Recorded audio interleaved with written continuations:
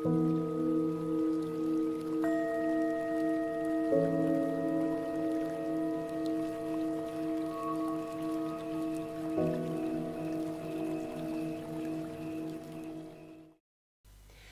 a todos y a todas y bienvenidos a una clase más de nuestro curso de Shiatsu.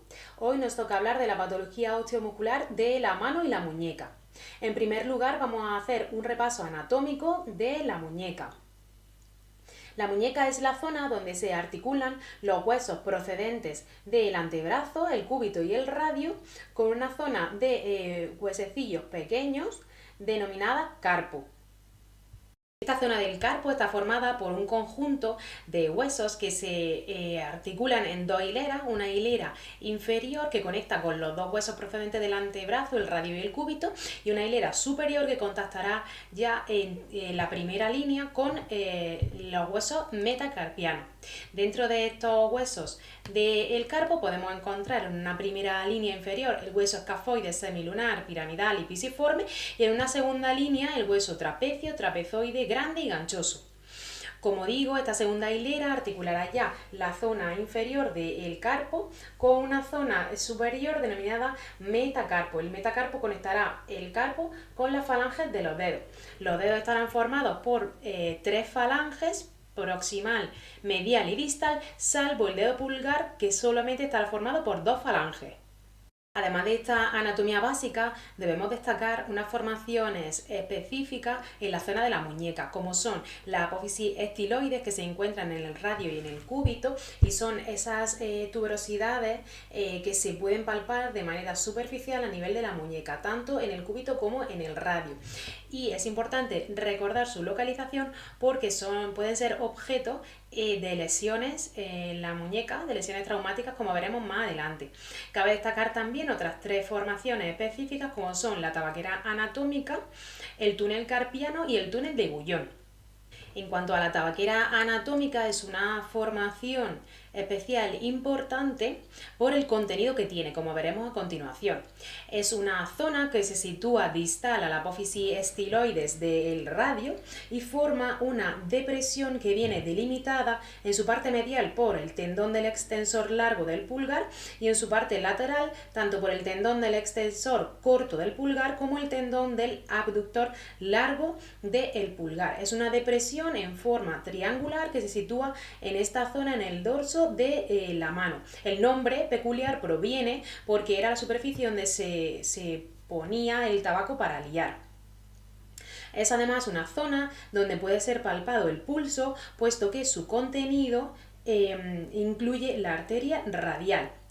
La parte inferior va a estar formada tanto por el hueso trapecio como por el hueso escafoides y, como digo, justo por medio pasa la arteria radial y por lo tanto es una zona anatómica importante. Además, será una zona donde podremos localizar una fractura del escafoides si el paciente presenta dolor. En cuanto a la formación anatómica especial del túnel de Guyon, va a ser una depresión que se encuentra situada en la muñeca entre el hueso pisiforme y el hueso gancho del hueso ganchoso. Forma un canal que está delimitado por el techo formado por el ligamento anular del carpo y el suelo formado por los músculos oponente y flexor corto del quinto dedo. Por este canal va a pasar tanto la arteria como el nervio cubital y por eso cobra especial importancia. Enfermedades que generen una inflamación de estos tejidos que limitan el canal, como puede ser una tendinitis, enfermedades de depósito, que ocasionan también inflamaciones locales, podrán generar compresiones tanto de la arteria como del nervio a su paso por este canal y generar patología. La última estructura importante será el túnel del carpo.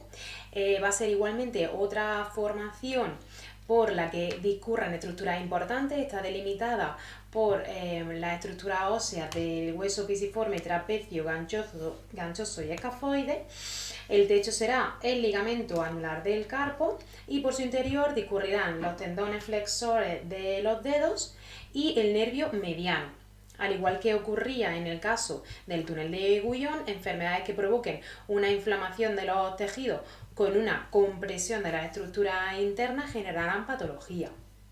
Pasamos ahora a ver las patologías osteomusculares más frecuentes que podemos encontrar en la muñeca. En primer lugar, vamos a ver las patologías que afectan a partes blandas. Comenzaremos viendo los síndromes compresivos de los túneles que hemos visto, pues el síndrome del túnel carpiano y el síndrome del túnel de Guyon. Después pasaremos a ver las patologías un poco más específicas de la enfermedad de Dupuytren y la tenosinovitis de Kerbein.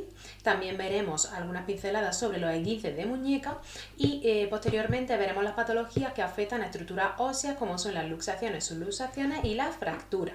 Vamos a comenzar viendo la enfermedad por compresión del túnel carpiano.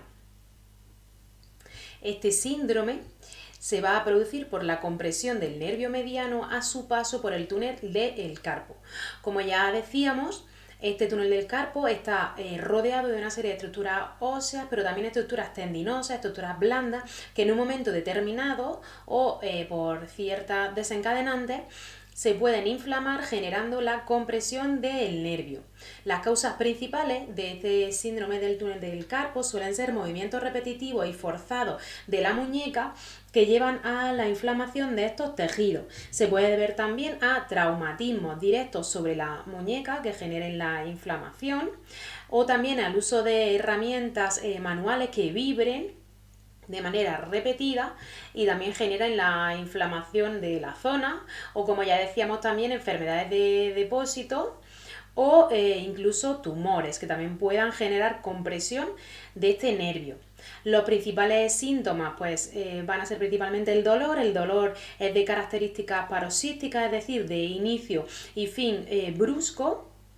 Suele presentarse sobre todo durante la noche, puede ir acompañado también de una sensación de entumecimiento, hormigueo, sobre todo de la zona del pulgar y los 2-3 primeros dedos, que es la zona que va a estar inervada por el nervio mediano, como podéis ver en la imagen. Se puede generar también entumecimiento o hormigueo de la palma de la mano. Y el dolor, como digo, de predominio nocturno se puede irradiar hacia la mano y el antebrazo. Se puede generar también una pérdida de sensibilidad fina en los dedos, una falta de coordinación por este problema de inervación. Incluso se puede generar una atrofia de los músculos que están inervados por el nervio mediano, ya que al no recibir una señal pues pueden degradarse. Para realizar el diagnóstico de la patología tenemos una maniobra exploratoria específica que lo que buscan es generar la sintomatología que describe este cuadro. Podemos utilizar, por ejemplo, la maniobra del signo de Tinel, que lo que busca es desencadenar el dolor en esta zona de paso del nervio mediano. Para ello, con la palma de la mano del paciente hacia arriba, se percute de manera directa, pero suavemente, sobre el nervio mediano con un martillo de exploración de reflejo. El signo resulta positivo si tras esta percusión se desencadena un dolor, entumecimiento u hormigueo en la zona de la palma de la mano inervada por el nervio mediano. Es un signo que indica una irritabilidad del nervio o una hipersensibilidad del mismo como consecuencia de una compresión y el edema. Es decir, si la persona no presenta patología y realizamos esta maniobra, no desencadenaría ese síntoma de hormigueo y sobre todo de dolor. Cuando es positivo, el paciente refiere una sensación directa de dolor aumentado en forma de pinchazo o corrientes después de la percusión. Otro signo que podemos utilizar es el denominado signo de Fallen. Para realizar este signo lo que tenemos que hacer es indicar al paciente que coloque las muñecas en flexión, como veis en la imagen, una flexión forzada durante unos segundos, con lo que buscamos generar esa compresión también del nervio mediano. Si no existiera una compresión o una enfermedad del túnel del carpo, esta postura no tendría por qué desencadenar la parestesia y el dolor en el territorio del nervio. Si lo desencadena, estaríamos ante un paciente con patología.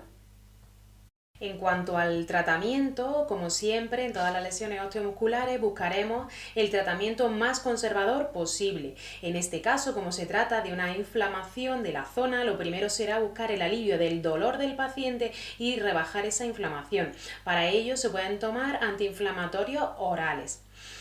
A nivel de movilidad de la articulación, se buscará alternar periodos de reposo de la articulación cuando esté más inflamada con periodos de recuperación con ejercicio activo. Se deberán realizar estiramientos pautados y ejercicios de movilización de la articulación progresivos para ir recuperando movilidad que no limite esa articulación. Será también muy importante tener en cuenta la higiene postural a la hora de realizar determinados trabajos. Por ejemplo, personas que se dediquen a trabajo de oficina, pues será muy importante la posición en la que se encuentren los brazos en la mesa, el ratón, el teclado, el tener todas las cosas a mano y cercanas para evitar realizar movimientos forzados.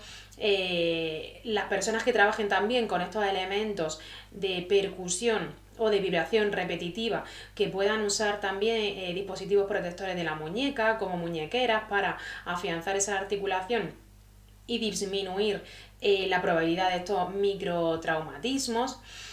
Y como digo, será también muy importante estos ejercicios de estiramiento y entrenamiento pautado y reglado por un profesional para poder llevar a una recuperación completa de la articulación. Si finalmente estas medidas conservadoras no son suficientes, pues se podrá recurrir a una cirugía descompresiva. En cuanto al síndrome del canal de Guyon, será también un síndrome de compresión nerviosa, una neuropatía a nivel de la muñeca similar a la del túnel carpiano. Si bien la del túnel carpiano es la más frecuente, pues podemos encontrar otras como esta, la del túnel de Guyon. Si recordáis del inicio, dijimos que por el canal de Guyon lo que discurre es el nervio y la arteria cubital.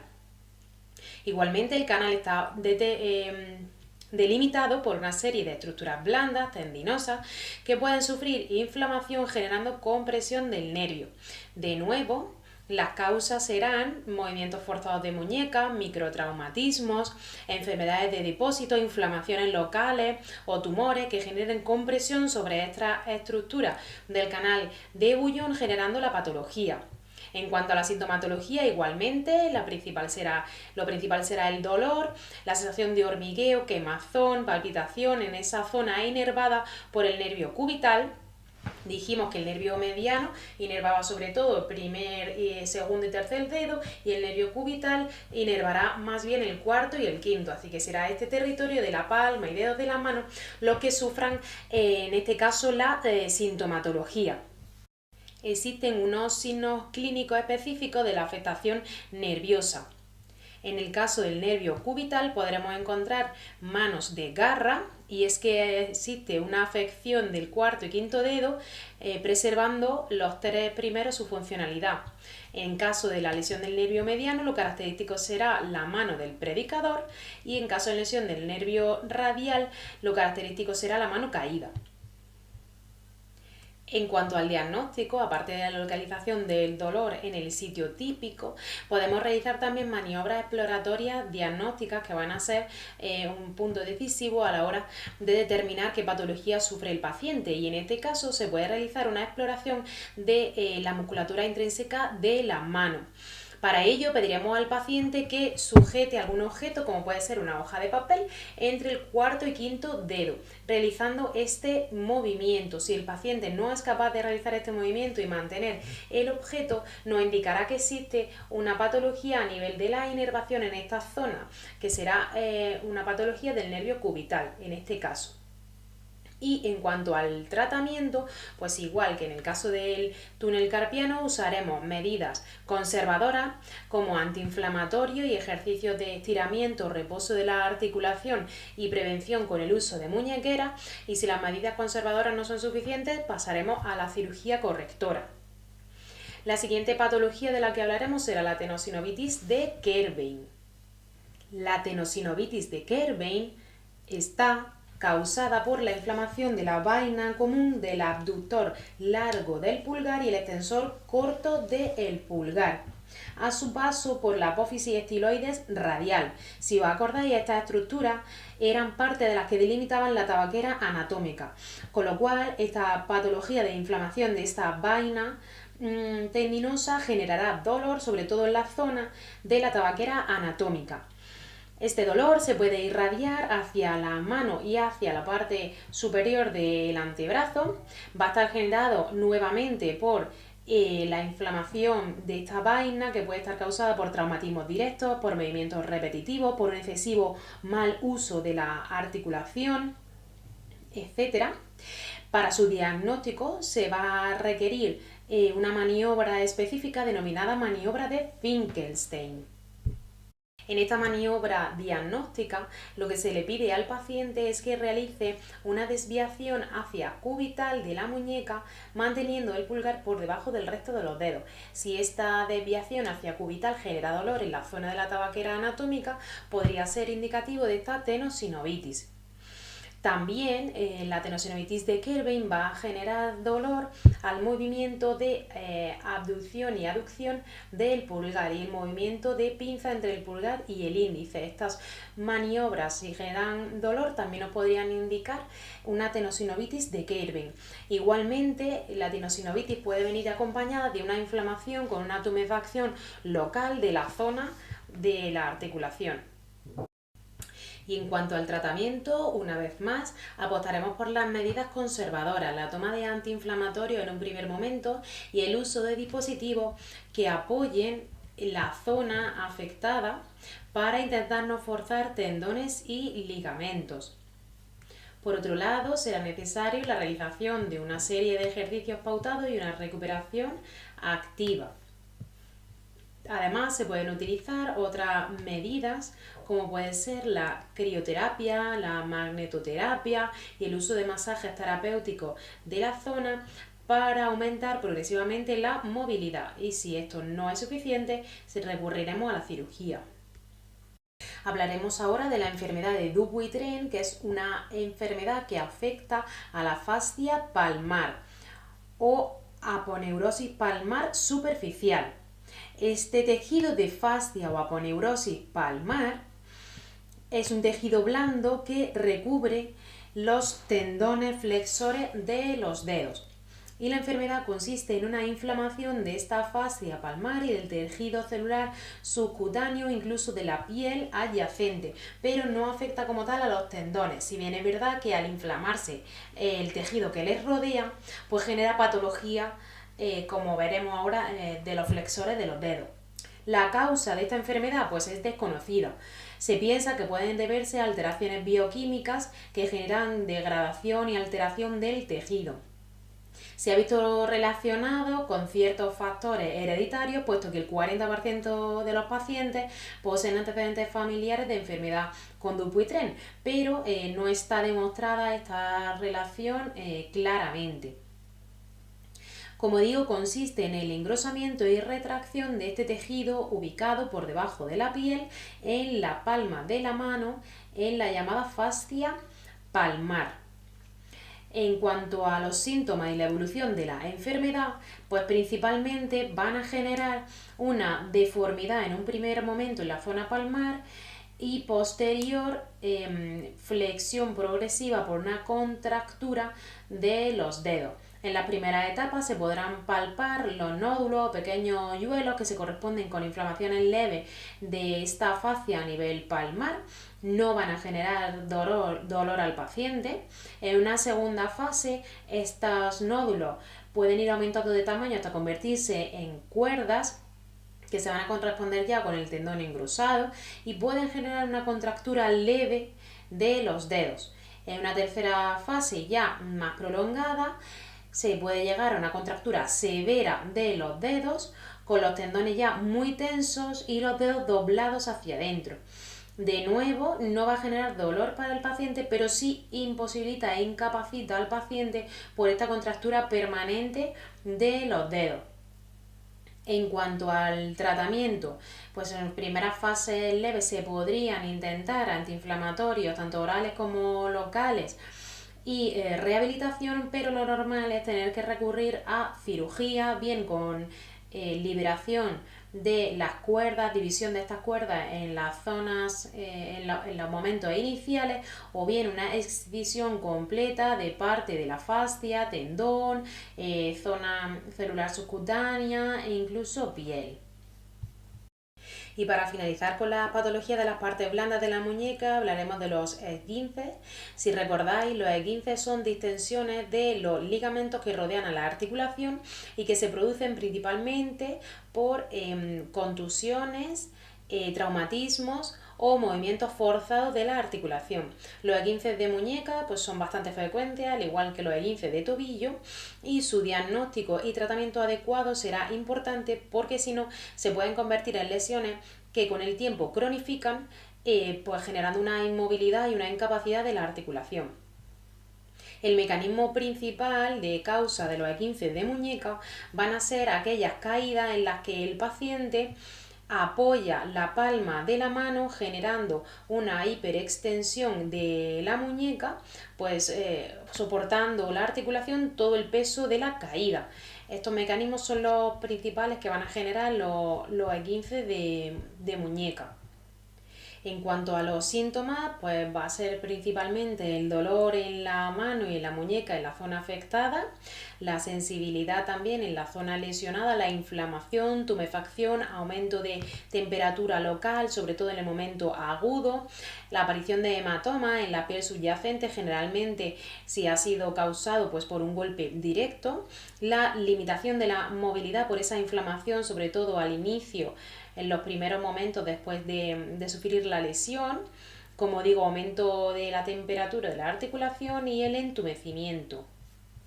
Recordaremos también que en el caso de los esguinces podemos clasificarlos en 3 grados dependiendo del tipo de gravedad que suponga para el ligamento. El grado 1 sería una rotura muy pequeña o micro roturas en el ligamento. El grado 2 sería una rotura parcial que ya se generaría un poco de inestabilidad en la articulación, y el grado 3 ya sería una rotura total del ligamento que generaría pues mucha más inestabilidad de la articulación. Para su diagnóstico, pues utilizaremos principalmente la historia clínica y una buena exploración física. Por lo general no suelen ser necesarias pruebas de imagen. Y en cuanto al tratamiento, lo fundamental será descargar la articulación, principalmente en el momento agudo en el que se encuentra pues muy inflamada, tumefacta y dolorosa.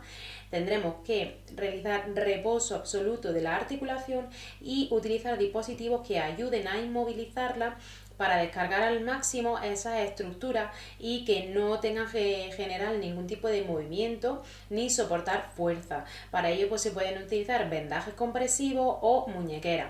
Apoyaremos también estas medidas de tratamiento con los antiinflamatorios orales y también con la aplicación de frío en periodos alternos. Todas estas medidas conservadoras es lo que recoge el método RICE que ya conocemos. Y para finalizar hablaremos brevemente de las lesiones óseas de la muñeca. Por un lado encontramos las luxaciones y las subluxaciones, que ya recordamos que son desarticulaciones de los huesos que contactan dentro de una articulación.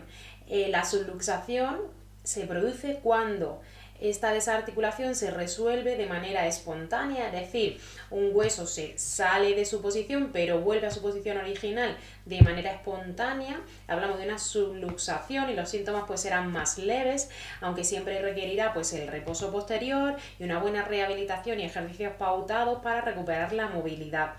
Y una luxación, que será esta desarticulación permanente del hueso, que ya sí que va a requerir una maniobra específica por personal entrenado, y una vez reducida la articulación ya sí se podrá programar este programa de ejercicios de rehabilitación para una recuperación completa.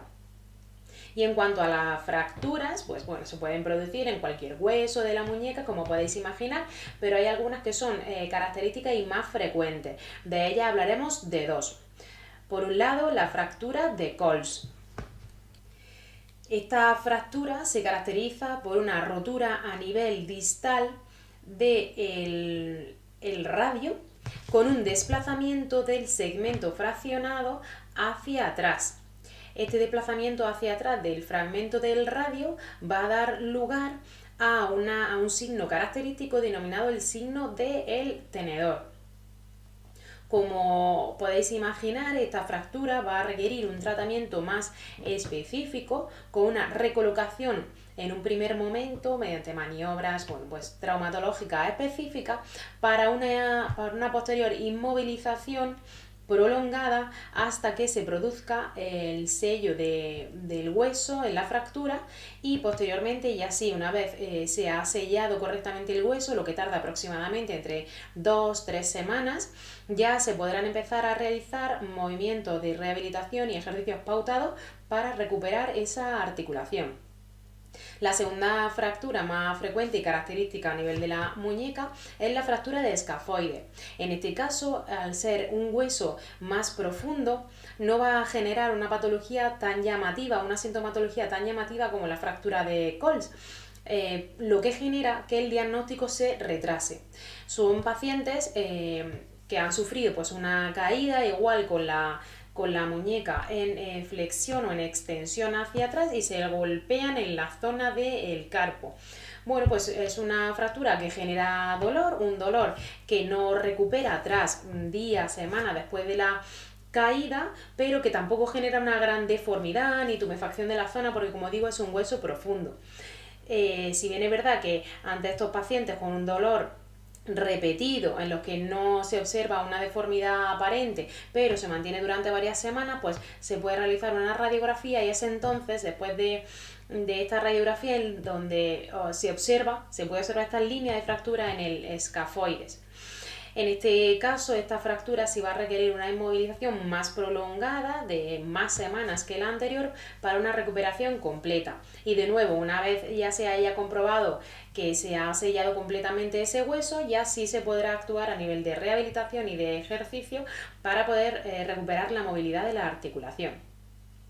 Y hasta aquí el tema de la patología osteomuscular de la mano y de la muñeca. Creo que hemos hecho un repaso bastante exhaustivo de las patologías más comunes y más importantes que nos interesan sobre todo a nivel de nuestro tratamiento y nos vemos en el próximo vídeo.